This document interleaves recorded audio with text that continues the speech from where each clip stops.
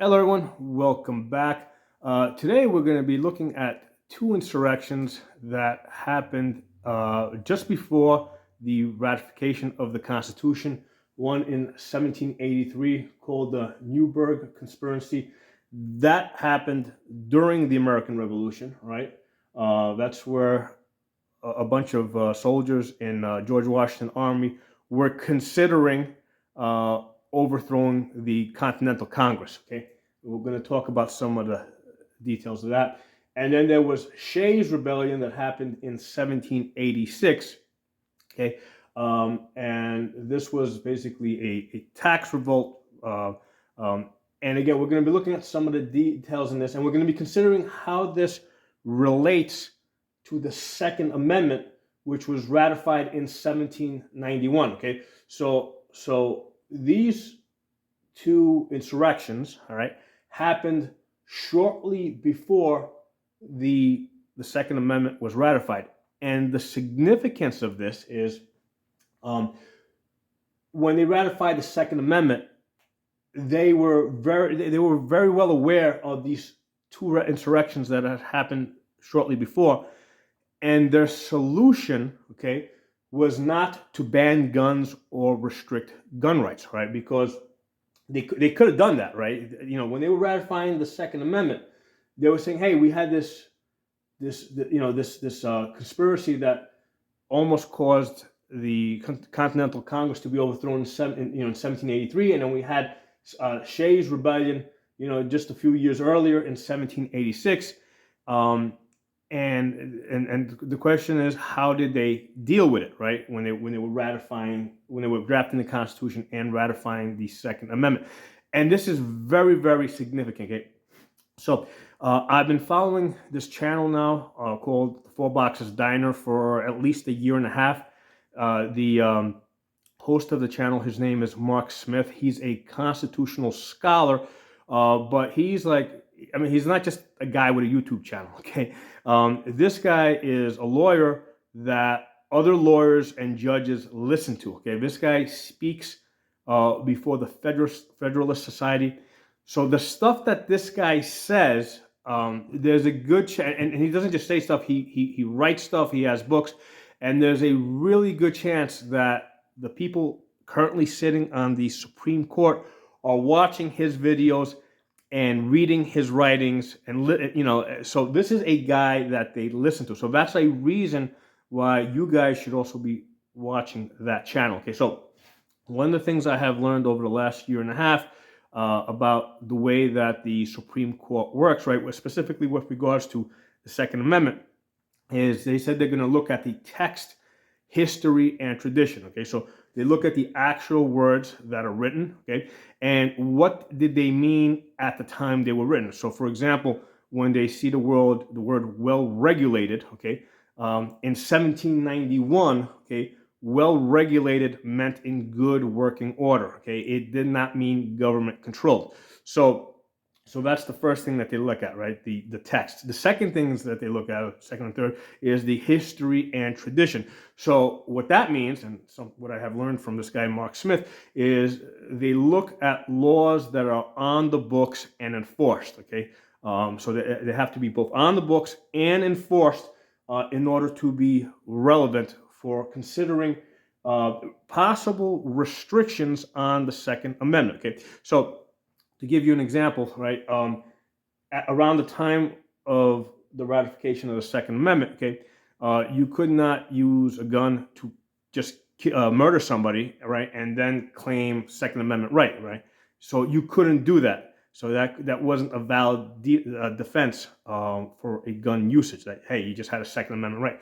So there were laws on the books and enforced in 1791 that said that you couldn't do that, and you would basically go to jail for, be executed, whatever. Okay, so that's what they mean by 1791. So when looking for possible restrictions that would be allowed, right, or possible limitations on the Second Amendment, it's basically limited to laws right, that were on the books and enforced that said, hey, you can't do this with guns, okay, or you can't have this type of a gun, or you can't have, you can't use this type of ammunition, you can't have so many rounds on you, you can't buy this, you have to get a background check, whatever.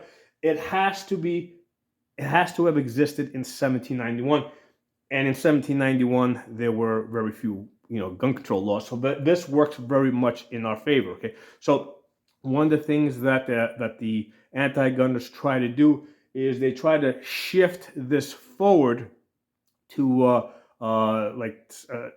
to like 1865, 1866. Basically, they try to shift it forward to the time period after the Civil War, when the 14th Amendment was ratified. And the significance of that is that after the Civil War, the states passed a lot of gun control laws to try and prevent the newly freed slaves from getting guns. Okay, so there are gun control laws that exist on the books and are enforced after the Civil War. Okay, so that's not good. You have to actually go back to the ratification of the Second Amendment in 1791. So one of the arguments that the states will make is that they'll refer to the 14th Amendment. Okay, now the significance of the 14th Amendment is that prior to the 14th Amendment, the Bill of Rights only applied to the federal government. Okay, so it wasn't until the 14th Amendment was ratified that now all of a sudden everything that's in the Bill of Rights now applies to the states as well. So a lot of the anti-gunners will say, hey, the Second Amendment does not apply to the states until after the Civil War, and hence those are the laws that we're going to, those are the laws that are on the books and enforced that we're going to look at. But that's not the case. That's not the proper way to do it, and that's not the way that the Supreme Court historically has looked at other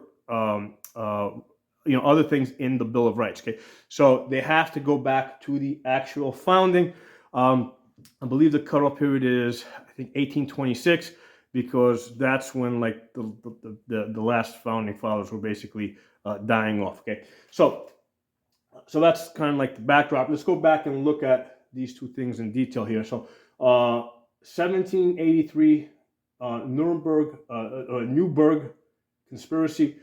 Basically, the soldiers in George Washington's army were really pissed off at the Continental Congress because they were not getting paid, they were not being supplied, and their pensions were in question. But basically, they wanted a pension that after they left service, they wanted to get paid for a certain amount of years, after their service. So the Continental Army was basically ignoring these things.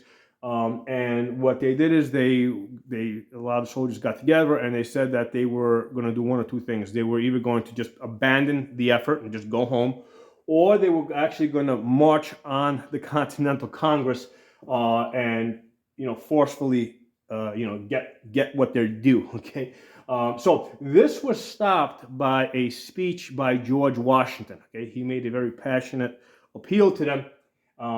And from what I hear, a lot of the soldiers came to tears, and George Washington stopped this insurrection. Okay, so the significance of this, right, is that when they drafted the Second Amendment in 1791, again, they knew that an insurrection was possible because it had happened earlier against the or was about to happen earlier against the Continental Congress. And the solution to this was not to put exceptions in the Second Amendment. Okay, it just says shall not be infringed, which basically means no exceptions. Okay, so in fact, that's the only right that essentially says no exceptions. Okay, through shall not be infringed. Okay, so now interesting. A lot of people say that this was a failed attempt, but it was actually successful because the result of this 1783 Newburgh conspiracy was that the Continental Congress heard about it and they said, okay, George Washington managed to stop them this time. He may not stop them the next time. And what they did is they actually agreed to that the soldiers would get a 5-year pension after leaving service. Okay, so this was actually successful. Okay. So the next time was a few years later, okay, in 1786. Basically, a lot of these farmers that have gone home, uh, a lot of them, this pension that they're supposed to be getting, they haven't been getting it, and they're pissed off, and a lot of them are losing their farms, right? They're being foreclosed on. Um, and on top of that, the state of Massachusetts is taxing them. Okay, so this happened in Massachusetts. Massachusetts is taxing them, and again, they haven't been getting their pensions. So they got together to protest, and then they decided to take it up a level. Okay, and this turned into an active rebellion. The result of this was 4 people were killed, 20 wounded, and 2 were hung. Okay, the 2 leaders of this were hung, which was not Shay himself. I guess this guy wasn't actually pushing. This guy was more pushing the protest rather than the armed insurrection. But most of the people, some 1,500 people, were pardoned. And again, this happened before the drafting of the Second Amendment, which was just 5 years later. Okay, so again, when they wrote the Second Amendment, Shay's rebellion had just happened. Okay, and the reaction was not to limit gun rights, right, or to ban guns, or put exceptions in the Second Amendment, right? You would think that this would be like right there in their mind. It just happened 5 years earlier, okay? So again, that's why these 2 things are very significant. Now, a lot of people look at Shay's rebellion and say that it was a total failure. The rebellion was put down, but Massachusetts did actually capitulate. They did cut taxes, and they did give the soldiers more time to pay their debt.